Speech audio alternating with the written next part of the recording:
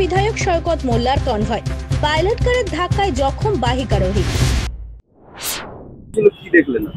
এখানে হয়েছে কি, শওকত মোল্লার স্কট যাচ্ছিল, স্কটের যে পুলিশের গাড়িটা ছিল সামনের গাড়িটা, ওই গাড়িটার অ্যাক্সেল কেটে যায়, অ্যাক্সেল কেটে গিয়ে গাড়িটা উল্টো দিকে চলে আসে। উল্টো দিকটা একটা বাইক আসছিল, সেই বাইকওয়ালাকে মেরেছে। বাইকওয়ালা গাড়ি পুলিশের গাড়ির ছাদে, বাইক পুলিশের গাড়ির তলায়, ওই অবস্থায় গাড়িটা ঢুকে গেছে। এখানে আহত তো বাইকওয়ালাই হয়েছে, ওকে নিয়ে গেছে। শওকত মোল্লার পিছনে একটা গাড়ি ছিল, সেই গাড়িতে করে শওকত মোল্লা সাহেব নিজে পাঠিয়েছে পিজিতে। দুর্ঘটনার কবলে পড়ল ক্যানিং পূর্বের বিধায়ক শওকত মোল্লার কনভয়ে থাকা একটি পুলিশের পাইলট গাড়ি দুর্ঘটনার কবলে পড়ে। মঙ্গলবার সকাল 11টা নাগাদ বাসন্তী হাইওয়ের বামনঘাটের কাছে ঘটনাটি ঘটেছে।